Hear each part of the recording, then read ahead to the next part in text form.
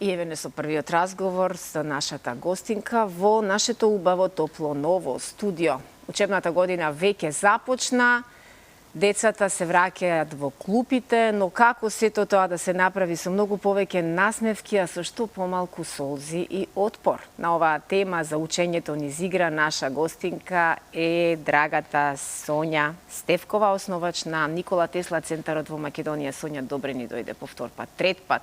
Да, добро утро и од мене. Многу ми е мило што сум ваша гостинка во вашата емисија и во телевизијата. Многу пријатно, убаво студио.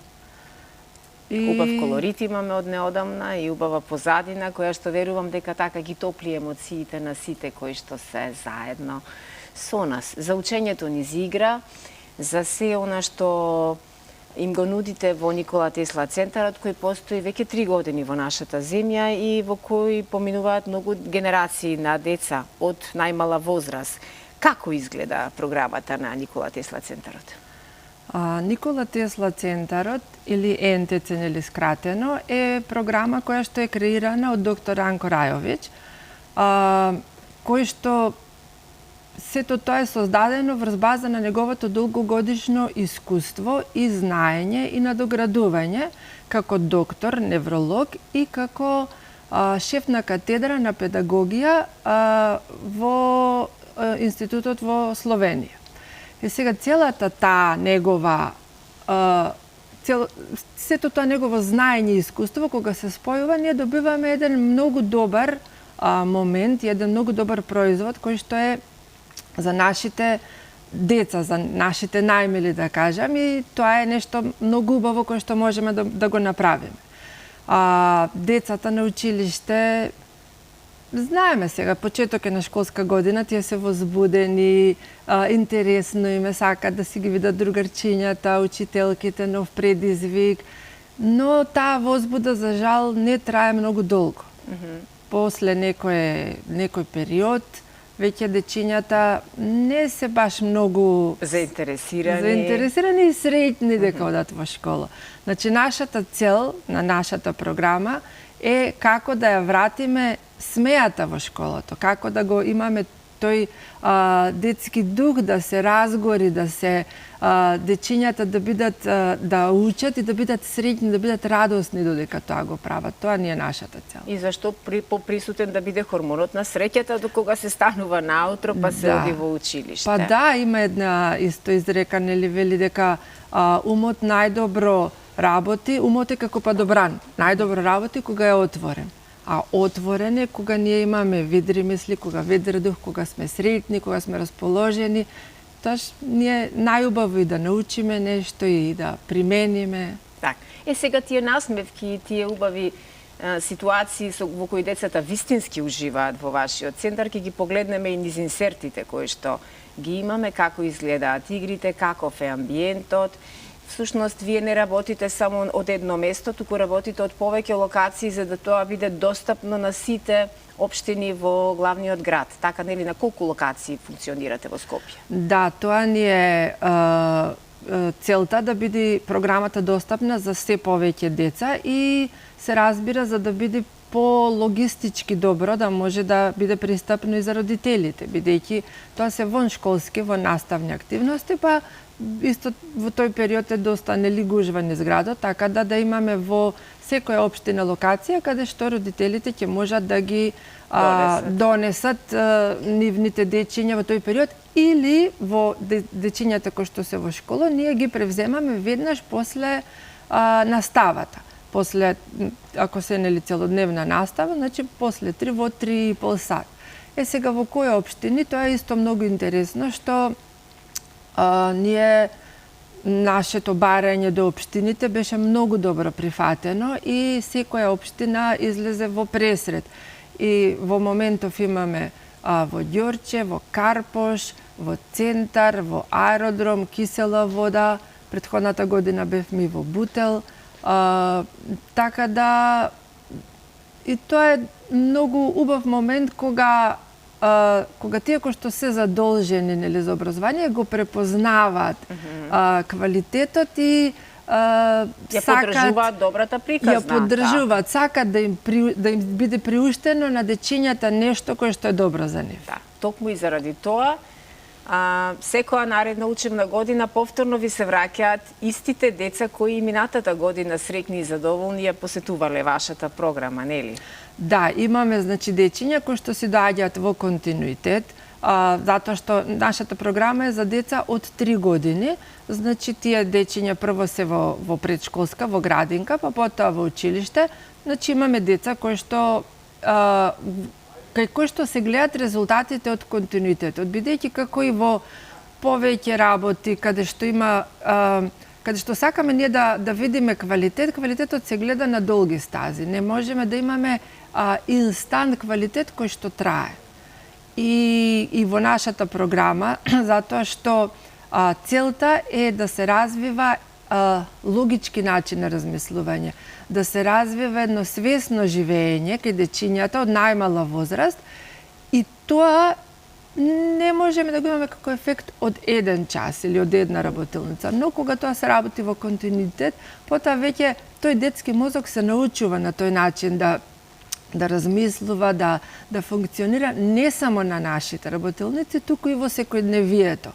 И кога тоа сето веќе можат да го применат и родителите во домот, и во училиштата имаме исто така и учителки кои што се заинтересирани за програмата, кои што сакаат да применуваат во наставата, тогаш кај децата имаме несомнени квалитети. Одлично. Доктор Ранко Раевич, кој што го спомена со неј на почетокот, е личност која е многу популарна и на социјалните медиуми, го пратат многу родители, го пратат и многу идни родители, и тој е едно големо дете, кој всушност целиот свој век ги анализира децата и од нив многу учи. Колкава доблест е да си признаеме дека децата се оние од кои ние возрастните треба да учиме? Да, доктор Ранко Рајовиќ е една извонредна личност. Мислам, тој е и самиот родител на 4 деца.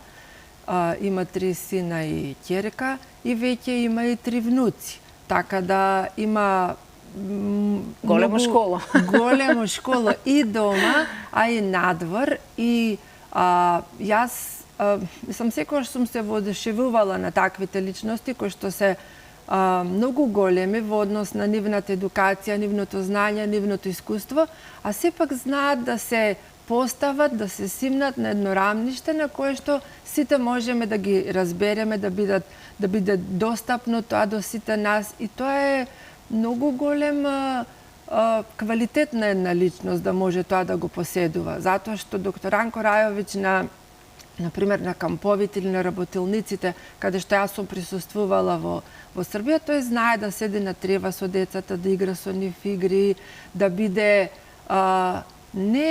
не авторитетот кој што децата се плашат, туку личноста која кога се појавува сите трчат да ја гушнат.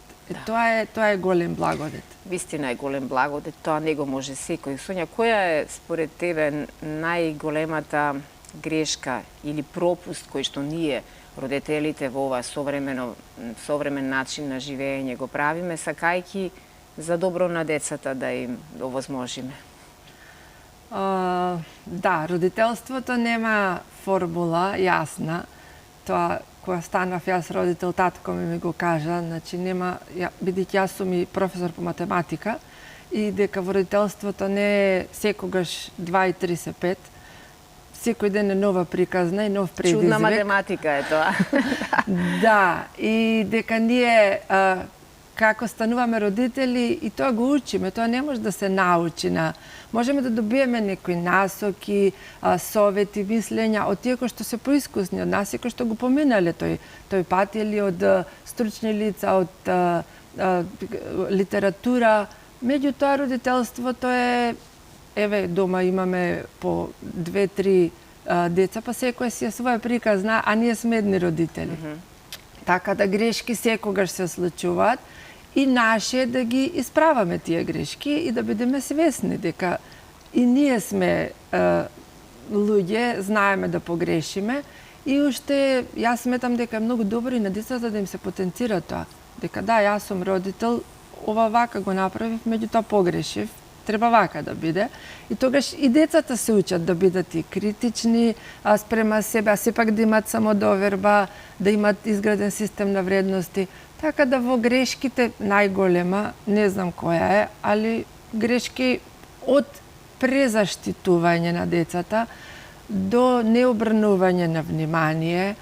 Во моментов има доста родители кои што се па и премногу зафатени и се подпираат на системот на образование и едукација. Си наоѓаат оправдување постојано за тоа? Кој што па и нив на некој начин така системот ги натерал да треба да се однесуваат или избрале, не знам.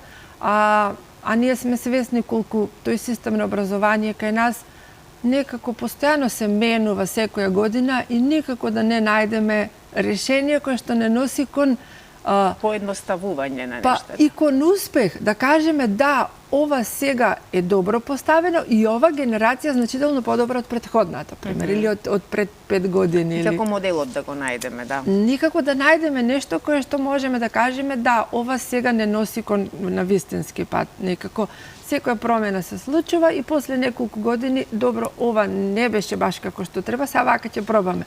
Ама детскиот живот не е експеримент, значи и не тие трае деца 30 години детството, за жал детството е краток период во кој навистина е неопходно и тоа како да се избере точниот модел и да немаме празни чекори во сите тие фази на и да нема празен откај нив, затоа што и затоа и нашата програма е сконцентрирана на тој период, нели, од 3-та до 10-та година, каде што имаме најинтензивен раст и развој на детето, и физички, и психички, неговиот мозок. И љубопитноста тогаш најмногу работи кај дете. Да. И тој е моментот кој што не сме да се прескокне, затоа што ако во тој период 3 години кај детето нема посветено внимание на тој начин на како што треба, е многу поголема штетата отколку ако тоа се случи на 18, да речеме, да, години. затоа велат она што ќе го научиш детето до 7-8 години, тоа е.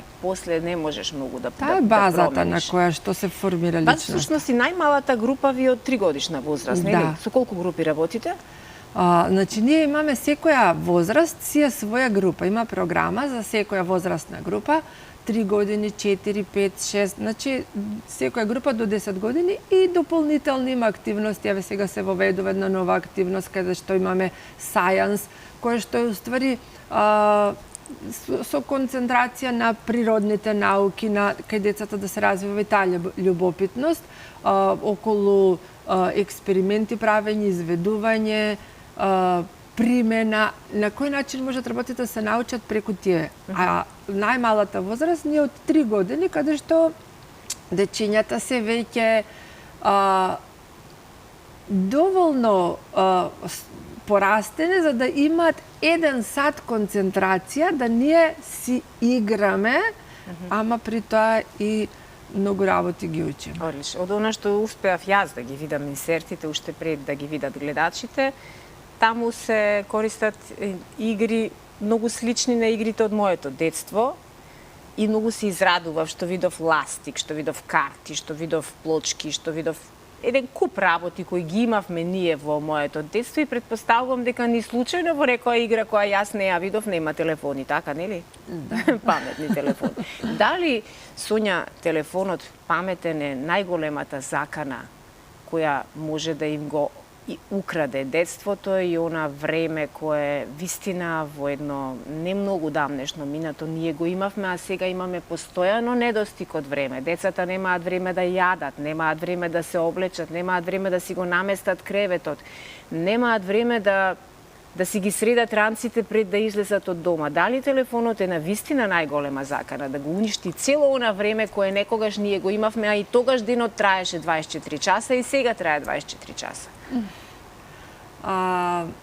Јас сум нели и родител и наставник и работите можам да ги во моментов да ги согледам и од двете страни, нели, од внатре и од надвор. Од 3 страни, и од она што во центарот се случува, да. Да, од сите аспекти, така да моето мислење е дека секогаш во сите времења имало промени.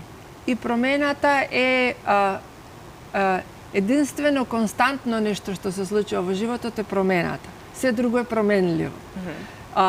Така да тоа е неминовно, дека мора да се случи, мора да има промени и како да кажам, фала му на Бога што ние живееме во едно време во кое што промената е добра, каде што оди напред технологијата, животот, пристапот кон животот и олеснувањето, да кажам, на животот. Сега, дали телефонот ќе ни биде нашиот најголем помагател во животот или наш најголем непријател, ние мораме свесно да пристапиме кон тоа и да знаеме што правиме, а со тоа и да ги научиме нашите деца. Значи, децата го прават тоа што го гледаат. Многу помалку од тоа што го слушаат, затоа што кога родителот ќе им каже остави го телефонот, а тој седи на телефон, детето нема баш тоа да го прифати како вистинска вредност. Ама ако тоа го гледа, каде што и јас да го користам телефонот, за мене да ми користи телефонот. И ти направи го истото. Ако ние, кога сме ги играле тие игри на улица, за да добиеме некоја информација, требало да појдеме до библиотека и да ја прочитаме некоја енциклопедија. Да истражуваме, да. Да, значи интернетот, јас бев на факултет кога интернетот беше достапен во интернет кафења. Нели, не баш дека можеше во секој момент да добиеме информација. Денеска децата имат библиотеката во џеп. И тоа е многу голема придобивка на ова време, ако знаат да искористат. Ама се жали таа што поредко ја користат или исклучително малку деца ја користат телефонот како библиотека или како нешто друго. Јас многу им се воодушевувам на овие денешни генерации, затоа што тие се и тоа како вешти во времето во кое што сега живеат. Ние ги гледаме некои работи кај нив кои што нели не се добри во однос на тоа што ние сме го правеле, меѓутоа тие се многу вешти во тоа како знаат да се снајдат со новата технологија, со сите новитети таа што ги пружа, со прибарување, со достапност до информации кои што им се важни. Тоа е целта на нашата програма, да се разбуди кај дечињата љубопитноста и потребата да тие работите да ги учат, да ги осознаваат, да ги бараат, да имаат во нив желба, ентузијазам за нешто ново, нешто корисно, нешто што ќе им биде потребно. Да знаат што да направат со тие информации кои што им се достапни во секој момент. Одлично. Ова ќе биде супер подсетување и за родителите, и за бабите и дедовците кои што не гледаат во овој момент. Доколку забележите дека на вашето дете навистина му е потребна ваква поддршка за која зборувавме, да научи да учи низ игра, едноставно да ги ужива годините во училишните клупи, паралелно со се она што ќе го научи во Никола Тесла центарот, пробарајте на интернет како Никола Тесла центар Скопје или НТЦ Македонија НТЦ, Македонија или НТЦ Скопје на Инстаграм ќе ги најдете, така да многу лесно ќе дојдете до информации каде е најблиску во онаму каде што вие живеете и нема да биде воопшто тешко да го вклучите во нивната програма и вашето дете или внуче. Сонја, благодарам многу за ова утринско гостување и верувам дека и оваа трета или четврта поред како му доаѓа сезона ќе биде исто така успешна како и претходните и со некои новитети повторно се гледаме во нашето студио. Ви благодарам и вас, ми беше баш мило што сум ваш гост.